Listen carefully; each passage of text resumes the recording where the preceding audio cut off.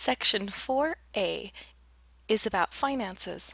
I've broken it down into my usual outline, and the Roman numeral 1 is take control of your finances, consisting of 4 different items.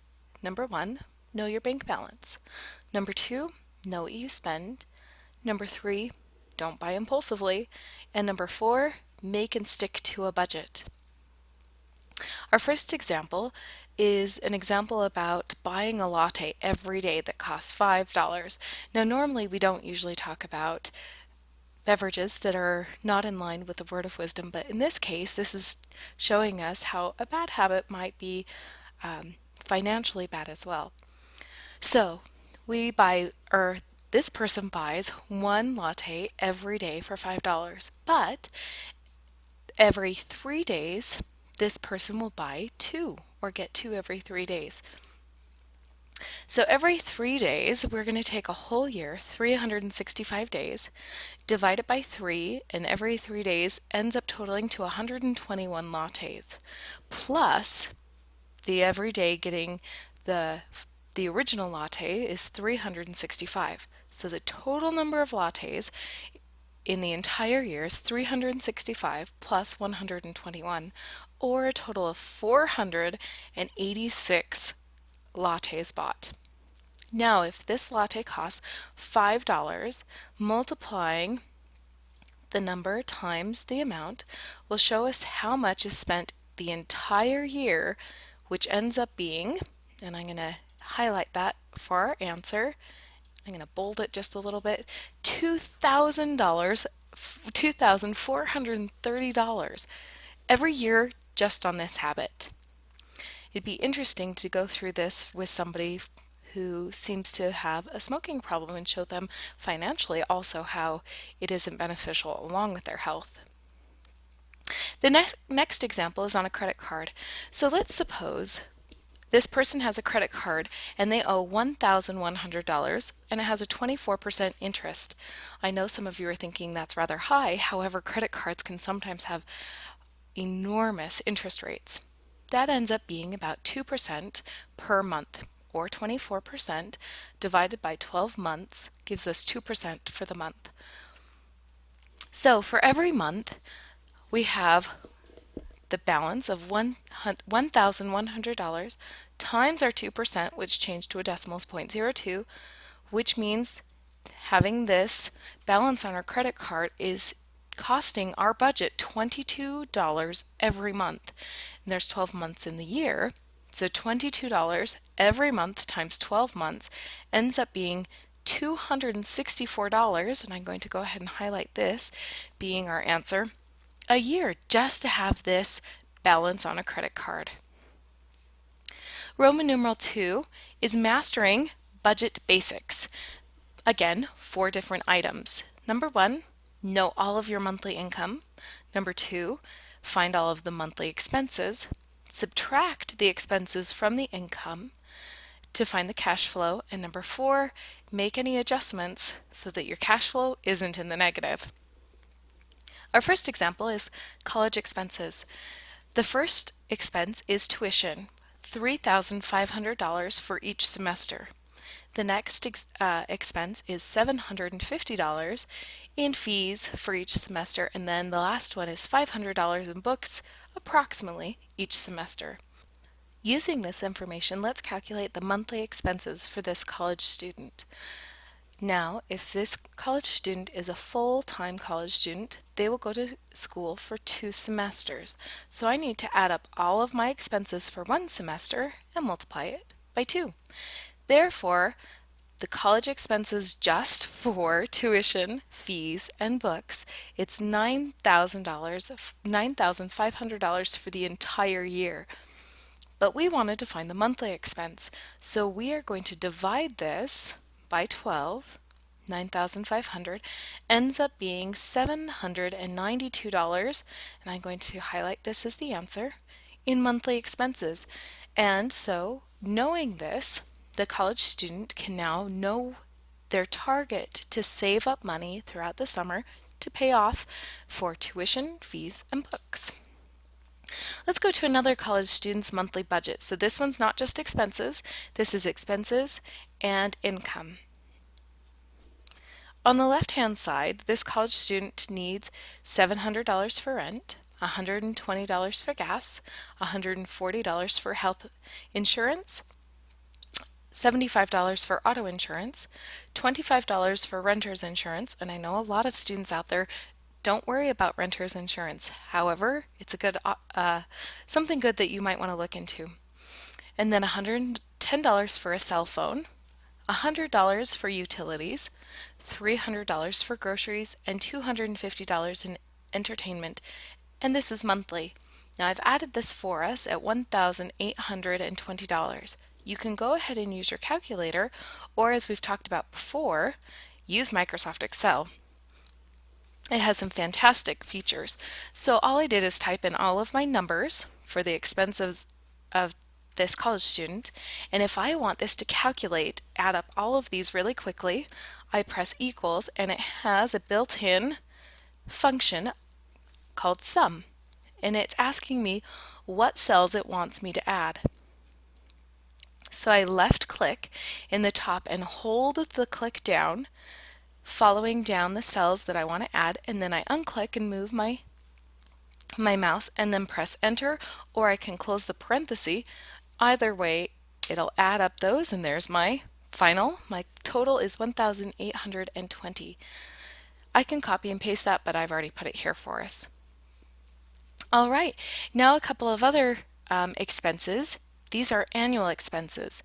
College expenses will be $12,000 annually, $1,000 in gifts annually, $1,500 in vacations, $800 in clothes, and $600 in charity. Totaling all of this, we can again use our calculator or Excel. Microsoft Excel gave me $15,900. Now this was an annual cost, and we are looking for a monthly budget. So if we take this total, divide it by 12, we'll get a monthly expense of $1,325 a month. Now let's move to the income. This college student has an income of $1,600, and this is per month, and a scholarship of $3,000, and this is per year. So to find the income per month is divided by 12, and I have $250 per month in income. Now we want to find the cash flow. I'm going to come up here. To master budget basics, you need to know all monthly income, all monthly expenses, and then find the cash flow by subtracting the expenses from the income. So now that we have totaled all of the expenses and we found all the income, we need to figure out the cash flow. Adding up the income, we have $1,600 maybe from a job, and then $250 makes a total income of $1,850. Now I need the monthly expenses. I have 1,820, add it to 1,325, which gives me a total of 3,145. To find the cash flow, I need to take the income and subtract the expenses. In this case, 1,850 minus 3,145 makes a cash flow of negative $1,295. I'm going to highlight that just a little differently so I know that's the answer. And this poor college student has a negative cash flow. The next part in mastering budget basics is making any adjustments. So I would suggest for a monthly budget for this student, they could go back and look at different things like clothes and vacations and gifts and find different ways to cut back, and maybe find different ways to cut in this category as well. Roman numeral 3 is adjust your budget. Below are all of the average percentages for the United States of different expenses. For food, it's about 14% of your budget, housing 35%, clothing 5%, transportation 20%, healthcare 5%, entertainment 5%, tithing 10%, and personal insurance 10%. So According to the average percentages for the United States, what would be an affordable rent for the following income? If a person has a $1,500 a month income, rent should be, it seems I've made a typo and this should be 33%. So the housing should be 33% of their income. With the $1,500 a month, 33% of that, or 0.33 times 1,500, equals $500 in rent. All right, let's move to the next one. Roman numeral 4, long term. Which car in the long run will be more economical if you have a commute that's 250 miles a week? You have an old car that's paid off and is expected to have about $1,800 in repairs for each year, and it has an 18 miles per gallon. You're considering buying a new hybrid that costs $25,000 with guaranteed maintenance free for 5 years. It also has 54 miles per gallon. So let's figure out a couple of the calculations.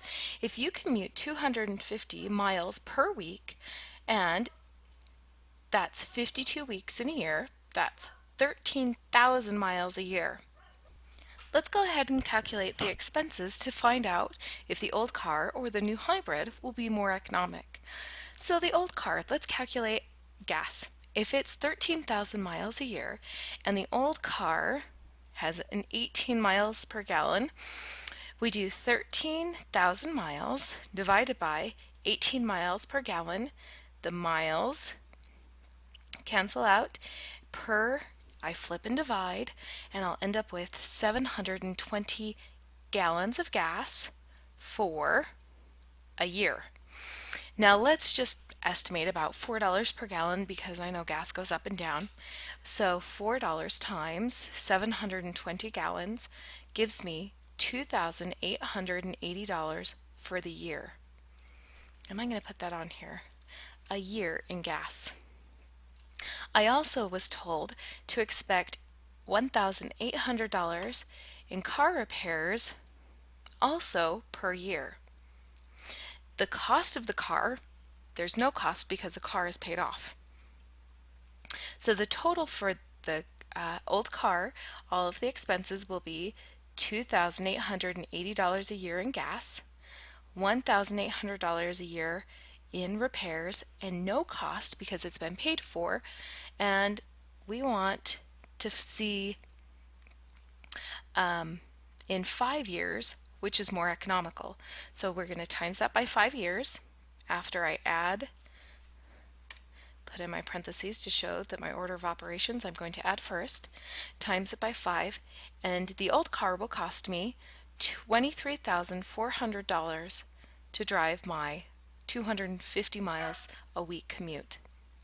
The new hybrid has a better gas mileage. 13,000 miles divided by 54 miles per gallon gives us 240.7 miles, or that should be gallons. Let's delete that. That's how many gallons the new hybrid will use. Less than half of what the old car is. And we're still going to use our $4 a gallon, times that by our 240.7 miles, gives us $962.96 in gas per year.